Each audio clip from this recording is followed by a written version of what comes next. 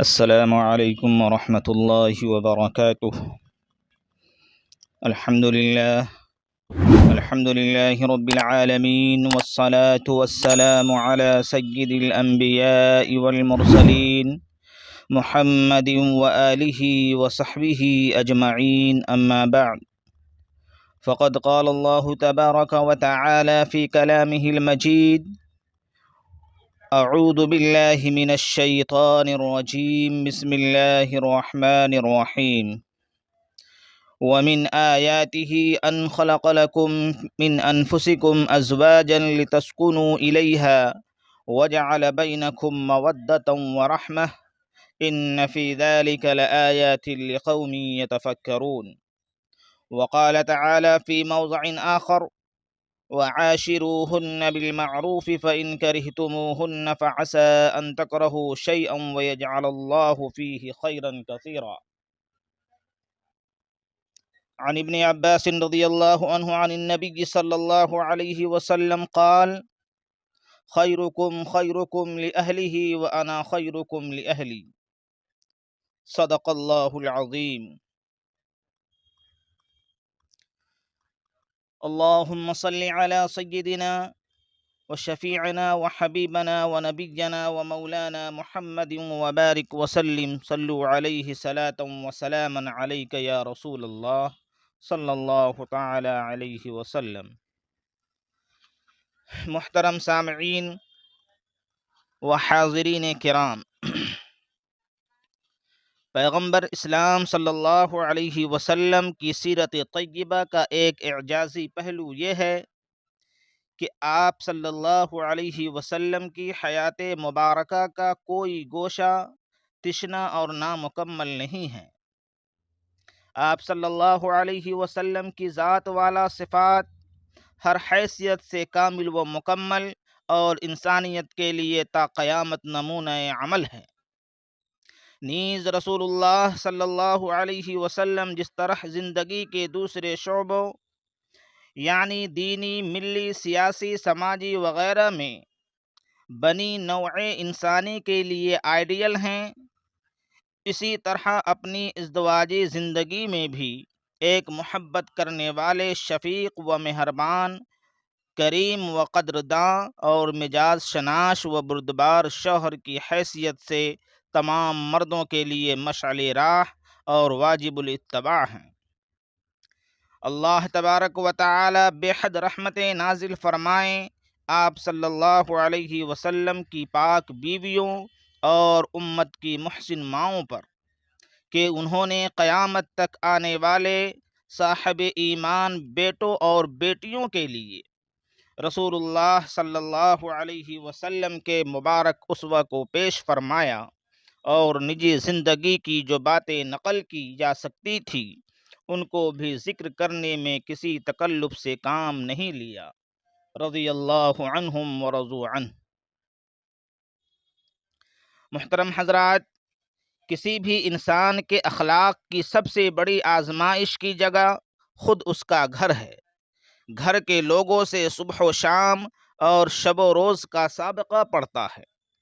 گھر کے ماحول میں انسان اپنا حقیقی مزاج چھپا نہیں سکتا۔ باہر کی زندگی میں خود کو پارسا ظاہر کرنا، نیک و بامروت بتانا اور اچھے اخلاق کا حامل دکھانا نسبتاً آسان ہوتا ہے، مگر گھر میں بیوی بچوں کے درمیان ہر چیز کھل کر سامنے آ جاتی ہے اور دل کا چور ظاہر ہو جاتا ہے۔ اسی لیے آپ صلی اللہ علیہ وسلم نے ارشاد فرمایا: تم میں سب سے بہتر اخلاق اس کے ہیں جو اپنے اہل و عیال کے ساتھ بہتر اخلاق رکھتا ہو۔ سیرت النبی صلی اللہ علیہ وسلم کا مطالعہ کرنے والا ہر طالب علم جانتا ہے کہ پیغمبر اسلام صلی اللہ علیہ وسلم کی خارجی ذمہ داریاں اتنی متنوع اور وسیع تر تھیں کہ ان کے ساتھ اپنے اہل خانہ اور افراد خاندان کے لیے وقت نکالنا اور ان کے حقوق کی رعایت کرنا آج کے زمانے کو دیکھتے ہوئے ایک مشکل ترین بات تھی۔ لیکن حیات مبارکہ کے مطالعہ سے یہ بات کھل کر سامنے آتی ہے کہ ازواج مطہرات ہوں یا اولاد، خدام ہو یا اقربا، متعلقین ہو یا احباب، آپ صلی اللہ علیہ وسلم ہر ایک کے حقوق کی رعایت فرماتے اور زندگی کے کسی بھی موڑ پر آپ اس سے غافل نظر نہیں آتے۔ ہر وقت آپ صلی اللہ علیہ وسلم کو ان کے حقوق کی فکر دامنگیر رہتی تھی۔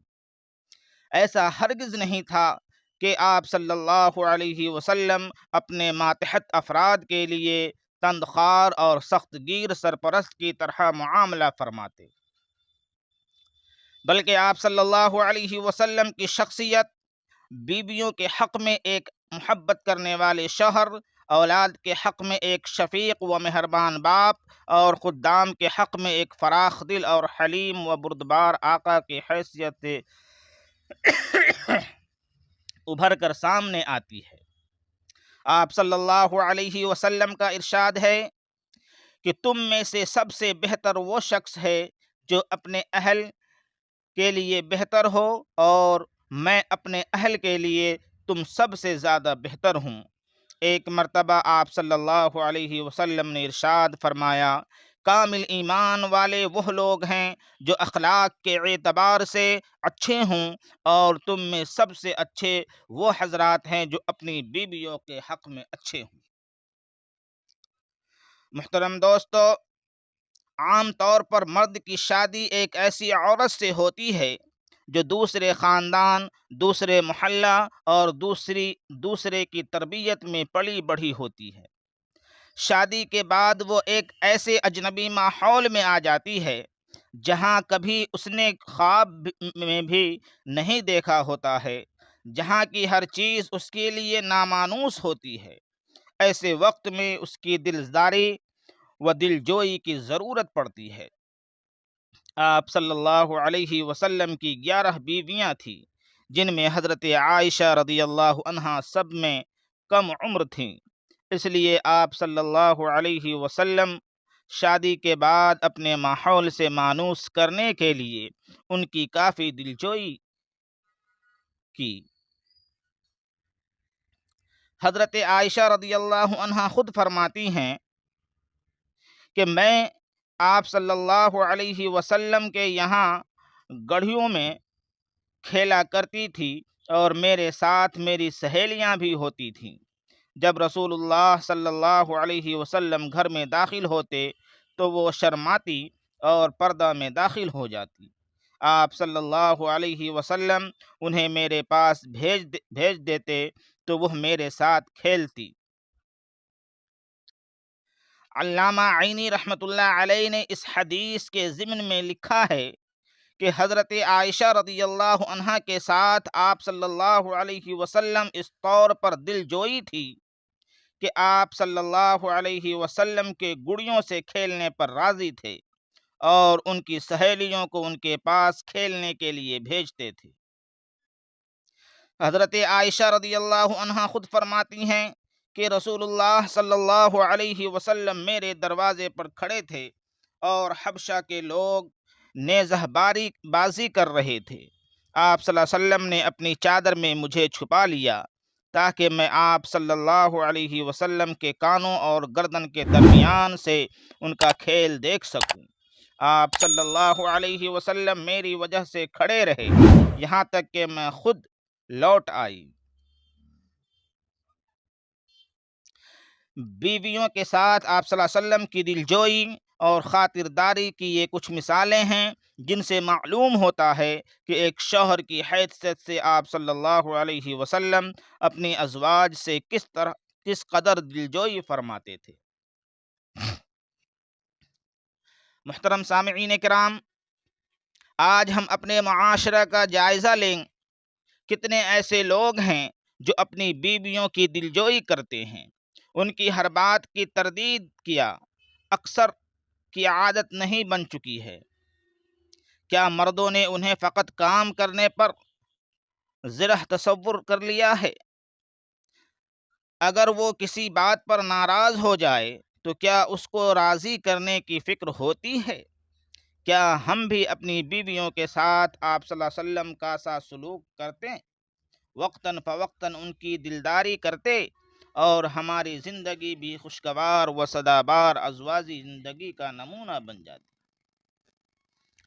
شریعت مطہرہ میں عورتوں کو مردوں کا حصہ اور اہم جز قرار دیا گیا ہے۔ سرکار دو عالم صلی اللہ علیہ تبارک و تعالی سرور کائنات صلی اللہ علیہ وسلم کا ارشاد گرامی ہے، یعنی عورتیں مردوں کے ہم مثل ہیں۔ اس سے یہ بات معلوم ہوتی ہے کہ مردوں کو اس بات کا اعتراف ہونا چاہیے کہ عورتیں ان سے کم رتبہ نہیں ہیں۔ بیوی جب اپنے شوہر کے گھر قدم رکھتی ہیں تو یہ سوچ کر رکھتی ہے کہ میری زندگی اسی کے ساتھ گزرے گی اور میری موت بھی اسی کے گھر میں آئے گی۔ میری خوشیاں اور میرے غموں کا ساتھی یہی میرا شوہر ہے۔ پھر بی ایفائے عہد کا پتلا بن جاتی ہے۔ کبھی اپنے شوہر کے خلاف اپنی زبان سے ایک لفظ نکالنا گوارا نہیں کرتی۔ ایسی بیوی سے گھر کے کسی معاملے میں اگر گفتگو نہ کی جائے تو اس کے دل پر کیا گزرے گی، ذرا سوچئے۔ نبی کریم صلی اللہ علیہ وسلم کے زمانے میں مکہ اور مدینہ کے معاشروں میں کچھ فرق تھا۔ بخاری شریف کی روایت کے مطابق حضرت عمر فاروق رضی اللہ تعالی عنہ فرماتے ہیں کہ مکہ میں کیفیت یہ تھی کہ ہم معاملات میں عورتوں سے مشورے نہیں کیا کرتے تھے اور عورتوں پر سختی کا ماحول رکھتے تھے۔ لیکن جب ہم مدینہ منورہ تشریف لے گئے تو وہاں کا معاشرہ کچھ مختلف تھا۔ انصار کی عورتیں گھر کے معاملات میں آزاد تھیں۔ وہ معاملات میں مشورہ بھی دیتی تھی اور خاوند کی کوئی بات غلط ہوتی تو اسے ٹوکتی بھی تھی۔ حضرت عمر رضی اللہ عنہ فرماتے ہیں کہ کچھ دن گزرے تو انصار کی عورتوں کے دیکھا دیکھی ہماری عورتوں نے بھی جواب دینا شروع کر دیا۔ ہمیں پریشانی ہوئی کہ یہ کیا معاملہ ہو گیا۔ ہم نے جناب نبی کریم صلی اللہ علیہ وسلم سے اس کا تذکرہ کیا کہ یا رسول اللہ صلی اللہ علیہ وسلم، ہمارا تو کلچر خراب ہو گیا ہے۔ ہماری عورتیں تو بڑی پابند اور چپ رہنے والی تھی، اب یہ بھی انصار کی عورتوں کی طرح بولنے لگ گئی ہیں۔ اس پر حضور صلی اللہ علیہ وسلم نے فرمایا، نعم النساء نساء الانصار، کہ انصار کی عورتیں اچھی عورتیں ہیں۔ یعنی نبی کریم صلی اللہ علیہ وسلم نے گھر کی عورتوں کے ساتھ مشورہ کرنے اور ان سے معاملات میں رائے لینے کی حوصلہ افزائی فرمائی۔ جناب نبی کریم صلی اللہ علیہ وسلم عورت کو یہ مقام دیا کہ وہ معاملات میں اپنی رائے دے سکتی ہے اور اس کی رائے کی حیثیت تسلیم کی جاتی ہے۔ آپ صلی اللہ علیہ وسلم بسا اوقات بہت سے اہم امور میں اپنی بیویوں سے مشورہ لیتے اور اس پر عمل بھی کرتے تھے۔ صلح حدیبیہ کے موقع سے صحابہ نے گھٹن کی کیفیت میں مبتلا ہو کر آپ صلی اللہ علیہ وسلم کے کہنے کے باوجود جب حلق نہیں کرایا تو حضرت ام سلمہ رضی اللہ عنہا نے آپ صلی اللہ علیہ وسلم کو یہ مشورہ دیا کہ آپ خود حلق کرائیں اور ان سے ایک لفظ کہے بغیر بدی کے جانور نحر کریں۔ آپ صلی اللہ علیہ وسلم نے اس مشورے پر عمل کیا۔ جب صحابہ نے آپ صلی اللہ علیہ وسلم کو حلق کراتے اور جانور نحر کرتے دیکھا تو انہوں نے بھی حلق کرا لیا اور اپنے ہدی کے جانور ذبح کیے۔ آج ہمیں غور کرنا چاہیے، کیا ہم بیوی کے کسی مشورہ کی قدر کرتے ہیں؟ کیا ہم انہیں بے عقل نہیں سمجھ رکھا ہے؟ کیا ہم نے انہیں وہ حیثیت دی ہے جو قرآن اور زبان نبوت نے دی ہے؟ انہیں مردوں کا ہم مثل قرار دیا گیا ہے، کیا ہم نے انہیں اپنا ہم مثل مانا ہے؟ ہم نے تو یہ سمجھ لیا ہے کہ ان کی کوئی بھی بات قابل توجہ نہیں ہوتی ہے، حالانکہ بہت سارے امور ایسے ہو سکتے ہیں جن میں ان کی رائے ہی درست ہو۔ اس لیے ان کی ہر بات کو غور کیے بغیر ردی کی ٹوکری میں نہیں ڈالنا چاہیے اور آپ صلی اللہ علیہ وسلم کے عمل کو اپنے لیے راہ عمل بنانا چاہیے۔ محترم دوستو، خوشگوار ازواجی زندگی کے لیے بیویوں کے مابین عدل و مساوات کا ہونا بے حد ضروری ہے۔ حضور اکرم صلی اللہ تعالی علیہ وسلم کی ازواج کی تعداد 11 تھی، لیکن ایک وقت میں آپ صلی اللہ علیہ وسلم کے پاس 9 سے زیادہ نہیں رہی۔ آپ صلی اللہ علیہ وسلم نے ہر ایک کے لیے باری متعین کر رکھی تھی تاکہ کسی بھی بیوی کو کسی طرح کی تکلیف نہ ہو۔ البتہ آخری عمر میں حضرت سودا رضی اللہ عنہا نے اپنی باری حضرت عائشہ رضی اللہ عنہا کو دے دی تھی، چنانچہ آپ صلی اللہ علیہ وسلم ان کے پاس 2 دن تشریف لے جاتے تھے۔ آج ہمارے معاشرے میں بہت سارے ایسے افراد ہیں جو ایک سے زائد نکاح کر لیتے ہیں، لیکن ان کے مابین باری کی تقسیم نہیں کرتے۔ ایک بیوی کو بالکل معلق بنا کر رکھ دیتے ہیں، جبکہ دوسری بیوی کے ساتھ سارا وقت گزار دیتے ہیں۔ کاش ایسے لوگ آپ صلی اللہ علیہ وسلم کے عمل سے نصیحت حاصل کرتے۔ آپ صلی اللہ علیہ وسلم کی 9 بیویوں میں سے کسی کو یہ شکایت کبھی نہیں ہوئی کہ آپ صلی اللہ علیہ وسلم ہمارے درمیان عدل نہیں کرتے۔ خود حضرت عائشہ رضی اللہ عنہا اپنے بھانجے عروہ کو مخاطب کر کے فرماتی ہیں کہ رسول اللہ صلی اللہ علیہ وسلم ہمارے پاس ٹھہرنے کی تقسیم میں کسی کو کسی پر ترجیح نہیں دیتے تھے، حتیٰ کہ ایک بیوی کی باری میں دوسری بیوی کو چھونا بھی گوارا نہیں فرماتے۔ حضرت انس رضی اللہ عنہ ایک مرتبہ کا واقعہ نقل کرتے ہیں کہ آپ صلی اللہ علیہ وسلم حضرت عائشہ رضی اللہ عنہا کے گھر تشریف فرما تھے۔ حضرت زینب رضی اللہ عنہا نے آپ صلی اللہ علیہ وسلم کی طرف اپنا ہاتھ دراز کیا۔ حضرت عائشہ رضی اللہ عنہا نے آگاہ کرتے ہوئے کہا، یہ زینب ہیں۔ آپ صلی اللہ علیہ وسلم نے اپنا ہاتھ پیچھے کی طرف کھینچ لیا۔ البتہ آپ کا یہ عدل اختیاری چیزوں یعنی باری، کھانا، کپڑا، رہائش وغیرہ میں تھا، غیر اختیاری چیزوں یعنی محبت و مودت کے سلسلے میں آپ صلی اللہ علیہ وسلم خود دعا فرماتے تھے، اللہم ھذا قسمی فیما املک ولا تلمنی فیما تملک ولا املک۔ اے اللہ، اس چیز میں یہ میری تقسیم ہے جس پر میں قدرت رکھتا ہوں، آپ اس چیز پر میری ملامت نہ کیجیے جس پر آپ قدرت رکھتے ہیں، میں نہیں رکھتا۔ آپ صلی اللہ علیہ وسلم نے بیویوں کے درمیان انصاف نہ کرنے والوں کے لیے وعید بھی سنائی ہے۔ فرمایا کہ جس کی 2 بیویاں ہوں اور وہ ان میں سے ایک کی طرف جھک جائے تو وہ قیامت کے دن اس طرح آئے گا کہ اس کا ایک پہلو گرا ہوا ہو۔ دوسرے انسانوں کی طرح بیوی بھی انسان ہوتی ہے، لہٰذا انسان ہونے کی حیثیت سے کبھی اس سے بھی غلطی سرزد ہو جاتی ہے، اور غلطی کبھی ایسی ہوتی ہے کہ تیز مزاج رکھنے والا شوہر قابو سے باہر ہو جاتا ہے اور بیوی پر ہاتھ اٹھا بیٹھتا ہے۔ حضور اکرم صلی اللہ تعالی علیہ وسلم کثیر الزوجات تھے۔ انسانی مزاج رکھنے والی ازواج سے کتنی لغزشیں وجود میں نہیں آئی ہوں گی، لیکن قربان جائیے ذات اقدس پر، کیسی بھی غلطی ہوتی اس کی اصلاح میں کبھی بھی کسی بیوی پر ہاتھ نہیں اٹھاتے۔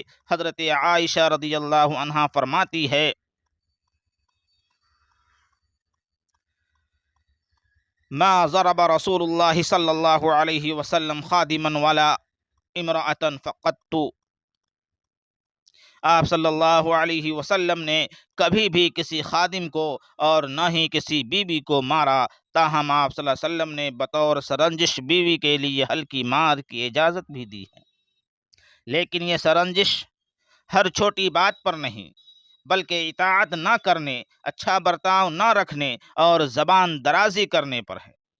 چنانچہ آپ صلی اللہ علیہ وسلم نے فرمایا، عورتوں کے ساتھ بہتر سلوک کرنے کی وصیت قبول کرو، بلا شبہ وہ تمہارے پاس مددگار ہیں، تم ان کی کسی چیز کے مالک نہیں ہو الا یہ کہ وہ کھلی ہوئی بے حیائی کریں۔ اگر وہ ایسا کریں تو ان کے بستروں پر الگ چھوڑ دو اور ان کو غیر تکلیف دہ مارو۔ اس حدیث میں آپ صلی اللہ علیہ وسلم نے تکلیف دہ مار مارنے سے منع فرمایا ہے، جبکہ دوسری حدیث میں آپ صلی اللہ علیہ وسلم نے چہرے پر بھی مارنے سے روکا ہے۔ آپ صلی اللہ علیہ وسلم نے فرمایا، جب تم میں سے کوئی مارے تو چہرے سے پرہیز کرے، اور اللہ تیرے چہرے کو قبیح بنائے گا جیسے جملے بھی نہ کہے، کیونکہ اللہ تعالی نے حضرت آدم علیہ السلام کو اس کی صورت پر بنایا ہے۔ محترم سامعین کرام، وقت ذرا زیادہ ہو رہا ہے، اس لیے میں اب چند باتیں اور عرض کرنا چاہتا ہوں، اس کے بعد میں انشاءاللہ اپنی جگہ لے لوں گا۔ کہا جاتا ہے کہ میاں بیوی ایک گاڑی کے دو پہیے ہیں، ان کے درمیان جہاں طویل مصاحبت ہوتی ہے، وہاں کبھی کبھی آپس میں رنجش و ناراضگی بھی ہو جایا کرتی ہے، اور یہ ایسی فطری بات ہے کہ جو نبوت و ولادت کے منافی نہیں۔ چنانچہ نبی کریم صلی اللہ علیہ وسلم نے ایک مرتبہ حضرت عائشہ رضی اللہ عنہا سے فرمایا کہ مجھے معلوم ہو جاتا کہ جب تم مجھ سے ناراض ہوتی ہو۔ حضرت عائشہ رضی اللہ عنہا نے عرض کیا، وہ کیسے؟ فرمایا، جب تم راضی ہوتی ہو تو وہ رب محمد کے رب کی قسم کہہ کر بات کرتی ہو، اور جب ناراض ہوتی ہو تو وہ رب ابراہیم یعنی ابراہیم کے رب کی قسم کھا کر بات کرتی ہو۔ حضرت عائشہ نے فرمایا، جب میں ناراض ہوتی ہوں تب بھی آپ کی محبت کا دریا میرے دل میں موجزن رہتی ہے۔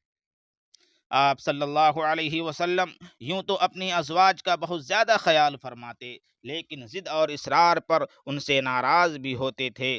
چنانچہ جب ایک مرتبہ ازواج مطہرات نے نفقہ وغیرہ میں زیادتی کے مطالبے کو لے کر اصرار کیا تو آپ صلی اللہ علیہ وسلم ان سے ناراض ہو گئے اور 1 مہینے تک ایلا کیا، اس طور پر کہ گھر کے بالائی حصے پر قیام فرمایا، اور اس دوران کسی بھی زوجہ سے کسی طرح کا ربط نہیں رکھا۔ آپ صلی اللہ علیہ وسلم کے اس عمل سے ہمیں یہ درس ملتا ہے کہ بیوی کی ہر جائز و ناجائز بات تسلیم نہیں کرنا چاہیے۔ جہاں پر بیوی کی طرف سے بیجا ضد اور ہٹ دھرمی نظر آئے، وہاں پر اصلاح اور تنبیہ کے لیے ناراضگی کا اظہار بھی کیا جانا چاہیے، کہ یہی راہ اعتدال بھی ہے۔ گھریلو زندگی سے متعلق آپ صلی اللہ علیہ وسلم کا معمول مبارک تھا کہ آپ صلی اللہ علیہ وسلم اپنا کام خود اپنے ہاتھ سے کر لیا کرتے، کسی پر بوجھ بننا پسند نہیں فرماتے، اور گھر میں داخل ہوتے تو پہلے سلام کرتے، اور ایسا اندازہ ہوتا کہ سونے والے بیدار نہ ہوں، اور جو بیدار ہوں وہ سلام کی آواز سن لیں۔ اگر گھر میں کوئی چھوٹا موٹا کام ہوتا تو وہ خود انجام دیتے۔ حضرت عائشہ صدیقہ رضی اللہ عنہا سے کسی نے دریافت کیا، یا رسول اللہ صلی اللہ علیہ وسلم، گھریلو زندگی کیسی تھی، اور آپ صلی اللہ علیہ وسلم کے گھریلو معاملات کیا تھے؟ آپ صلی اللہ علیہ وسلم نے جواب دیا، جب آدمیوں میں سے ایک آدمی تھے آپ آدمیوں میں سے ایک آدمی تھے، آپ اپنے کپڑوں کی دیکھ بھال خود فرما لیتے، بکری کا دودھ خود دوہتے، اپنی ضرورتیں خود ہی پوری کر لیتے، اپنے کپڑوں کو خود ہی پیوند لگاتے، اپنے جوتے کی مرمت خود ہی کر لیتے، پانی کے ڈول کو ٹانکے لگاتے، بوجھ اٹھاتے، جانوروں کو چارہ ڈالتے، کوئی خادم ہوتا تو اس کے ساتھ مل کر کام کرتے، بازار جانے میں عار نہ تھا، سودا سلف خود ہی لاتے، اور ضرورت کی چیزیں ایک کپڑے میں باندھ کر خود ہی اٹھا لاتے تھے۔ ایک اور روایت میں ہے کہ لوگوں نے حضرت عائشہ رضی اللہ عنہا سے دریافت فرمایا کہ کیا آپ صلی اللہ علیہ وسلم گھر میں کیسے رہتے ہیں؟ انہوں نے فرمایا، سب سے زیادہ نرم دل، نرم خو، ہمیشہ مسکرانے والے، خندہ جبیں، نرم خوئی کی شان یہ تھی کہ کبھی بھی خادم کو جھڑکا نہیں۔ حق یہ ہے کہ رسول اکرم صلی اللہ علیہ وسلم سے بڑھ کر کوئی بھی اپنے اہل و عیال کے لیے شفیق نہ تھا اور مہربان نہ تھا۔ آپ صلی اللہ علیہ وسلم جس طرح دیگر چیزوں میں ازواج مطہرات کی رعایت اور خیال فرماتے تھے، عبادت کے باب میں بھی ان کا خیال فرماتے تھے۔ آپ صلی اللہ علیہ وسلم کی ذات گرامی تو عبادت کے مشقتوں کے تحمل میں اعلیٰ نمونہ تھی ہی۔ آپ صلی اللہ علیہ وسلم کے ازواج بھی اس باب میں پیچھے نہیں رہتی تھیں۔ چنانچہ ایک مرتبہ کا واقعہ ہے کہ آپ صلی اللہ علیہ وسلم نے اعتکاف کے لیے خیمہ لگوایا۔ آپ صلی اللہ علیہ وسلم کو دیکھ کر کئی ازواج نے بھی خیمے نصب کروا لیے۔ آپ صلی اللہ علیہ وسلم خود بھی گاہے بگاہے عبادت کی ترغیب دیتے تھے۔ حضرت ام سلمہ رضی اللہ عنہا فرماتی ہیں کہ ایک رات آپ صلی اللہ علیہ وسلم نے فرمایا، اللہ کی ذات پاک ہے، کیسے کیسے خزانے اللہ نے اتارے، حجرے والیوں کو جگاؤ۔ حضرت عائشہ رضی اللہ عنہا فرماتی ہیں کہ جب رمضان کا آخری عشرہ آ جاتا تو آپ صلی اللہ علیہ وسلم اظہار کس لیتے، خود شب بیداری فرماتے اور اپنی ازواج کو بھی جگاتے۔ آج ہم دنیاوی معاملات میں اپنی بیویوں کی فکر تو بہت زیادہ کرتے ہیں، لیکن دین کے باب میں یا تو فکری نہیں کرتے یا کوتاہی سے کام لیتے ہیں، حالانکہ یہی آخرت کے سفر میں کام آنے والا توشہ اور زاد راہ ہے۔ آپ صلی اللہ علیہ وسلم کے اسوہ سے ہمیں عبادت کے باب میں اپنی بیویوں کی فکر و تربیت کا سبق حاصل کرنا چاہیے، اور اس سلسلے میں دنیاوی امور سے کہیں زیادہ توجہ کرنی چاہیے۔ محترم بزرگوں اور دوستو، الغرض یہ تھی آپ صلی اللہ علیہ وسلم کی ازواجی زندگی اور بیویوں کے ساتھ سلوک کی ایک جھلک۔ اگر پوری زندگی کا احاطہ کیا جائے اور ازواج مطہرات کے ساتھ آپ صلی اللہ علیہ وسلم کے رویے اور حسن سلوک کا جائزہ لیا جائے تو ہم یہ کہہ سکتے ہیں کہ قرآن پاک نے بیویوں کے ساتھ حسن معاشرت کا جو حکم دیا ہے، آپ صلی اللہ علیہ وسلم نے اسے برت کر ہمیں دکھا دیا اور اس حکم کی عملی تفسیر ہمارے سامنے پیش فرما دی۔ انہی چند باتوں پر میں اپنی گفتگو کو ختم کرتا ہوں۔ وآخر دعوانا الحمد للہ رب العالمین۔